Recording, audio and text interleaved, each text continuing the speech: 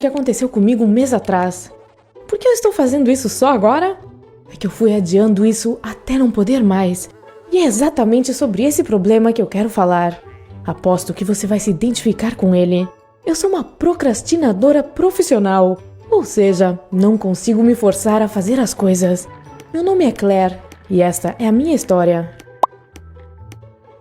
Eu sou uma boa aluna e raramente tenho dificuldade com alguma matéria da escola, mas minhas notas são horríveis. Meus problemas começaram já no ensino médio. Meu dever de casa era muito grande e nem os pais nem os professores nos controlavam como no ensino fundamental. Tudo que nós tínhamos era um prazo de entrega e uma punição amarga para quem não o cumprisse. As regras eram claras e eu comecei o ensino médio disposta e otimista. Mas aí percebi que o meu entusiasmo estava desaparecendo. Não que eu não gostasse de estudar. O fato é que quando eu tinha que fazer algum dever de casa, eu não conseguia me forçar a começar a fazê-lo. Por exemplo, um dia eu tinha que escrever uma redação. Sentei na minha escrivaninha e peguei papel e caneta. Eu disse para mim mesma, decidida: Ok, vamos lá. Escrevi uma frase e comecei a pensar no que escrever depois. Em busca de inspiração, resolvi dar uma olhada no feed da minha rede social. Depois assisti a um vídeo. E outro. Então alguém me mandou uma mensagem e eu comecei a conversar. No meio de tudo isso, lembrei que tinha que fazer a redação, mas disse a mim mesma que tinha tempo suficiente. Mas o tempo foi passando e depois me vi de frente para um papel em branco meia hora antes de dormir. Isso não significa que eu não conseguia me concentrar. Dentro daquela meia hora, eu escrevi uma redação enorme, de um jeito frenético e acelerado, sem nem precisar reler o que eu havia escrito. Como você deve imaginar, a qualidade do que eu escrevi era patética. Às vezes os professores ficavam chocados com os erros estúpidos que eu cometia nas redações. Claro, eu nunca tinha tempo de checar e corrigi-las. Por outro lado, eu tinha minha mãe, que sempre estava pegando no meu pé. Como você consegue passar a noite inteira escrevendo uma simples redação? Você poderia ter feito isso em 1 hora e depois ter feito outra coisa, como dar uma volta por aí ou me ajudar. Isso acontecia com todas as matérias. Eu passava todas as noites fazendo nada e depois praticando garranchos em alta velocidade para conseguir cumprir o prazo de entrega. Eu sentia muita vergonha de mim mesma e ficava mais nervosa a cada vez que pensava em um novo dever de casa. Eu jurei para mim mesma que daquele dia em diante eu me sentaria e escreveria tudo o que eu precisava de uma vez, revisaria 2 vezes e todo mundo finalmente veria que eu sou inteligente.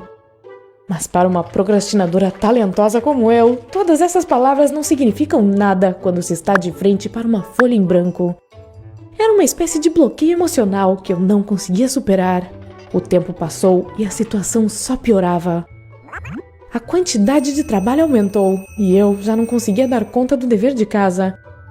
Aí eu comecei a não cumprir os prazos. Quando fui para a faculdade, minhas notas pioraram. Tudo isso estava só crescendo, como se fosse uma bola de neve gigante que estava prestes a me derrubar. Não é estúpido enfrentar todos esses problemas simplesmente por não conseguir focar em uma simples folha de papel em branco? Eu tentei procurar ajuda com os meus pais, mas por serem pessoas super organizadas, eles simplesmente não entenderam meu problema. Ninguém tinha tempo para sentar comigo e me controlar enquanto eu estava fazendo meu dever de casa. Um dia essa situação iria explodir, e foi exatamente isso que aconteceu. Uma vez eu tive que escrever uma tese enorme. Era um projeto que deveria ser feito ao longo do ano, usando a biblioteca, fazendo pesquisas científicas. Eu montei um cronograma de tudo o que precisava fazer, mas nem é preciso dizer que o ignorei desde o começo, né? Primeiro me consolei com a ideia de que eu tinha um ano inteiro pela frente. Depois, 6 meses era um prazo mais que suficiente. Eu estava ficando ansiosa, mas meu cérebro insistia que ainda havia 3 meses e que dava tempo. Quando só faltava 1 mês e eu não tinha escrito uma linha sequer, entendi que agora não tinha saída. Eu tinha que arregaçar as mangas e trabalhar. No dia exato em que eu deveria começar a escrever alguma coisa, quebrei meu braço. Dá para imaginar meu desespero? O universo resolveu conspirar contra mim. Em pânico, comecei minha tese digitando com a mão esquerda, indo para a biblioteca e tentando segurar o livro e escrever ao mesmo tempo. Foi patético. Todos da minha turma já estavam polindo suas teses e eu só tinha feito 5 ou 6 páginas da minha. Não tinha como terminar dentro do prazo. Eu tive que procurar minha professora e contar para ela que eu não tinha nada pronto. Ela disse: "Bem, você pode trazer o que escreveu durante o ano, que nós vamos aceitar."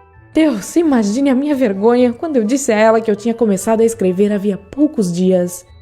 Eu tive que contar para ela que eu era uma procrastinadora e que isso já tinha se tornado uma coisa patológica. Ela era uma pessoa muito legal e demonstrou muita compreensão. Depois disse que ela prepararia um estudo dirigido para mim, para que eu conseguisse escrever alguma coisa decente durante o tempo que ainda restava, mesmo que com um volume menor. E eu tinha que fazer isso sob o controle severo dela. Graças a ela, eu consegui realizar o meu trabalho e a qualidade excedeu minhas expectativas. Eu aprendi a lição. Não posso dizer que parei de procrastinar, mas pelo menos vi o que acontece quando exagero e agora estou tentando aprender a administrar melhor o meu tempo. Eu não quero passar o resto da minha vida procrastinando. Eu sei que quase todo mundo é procrastinador, então compartilhe sua história nos comentários. Inscreva-se no nosso canal para conhecer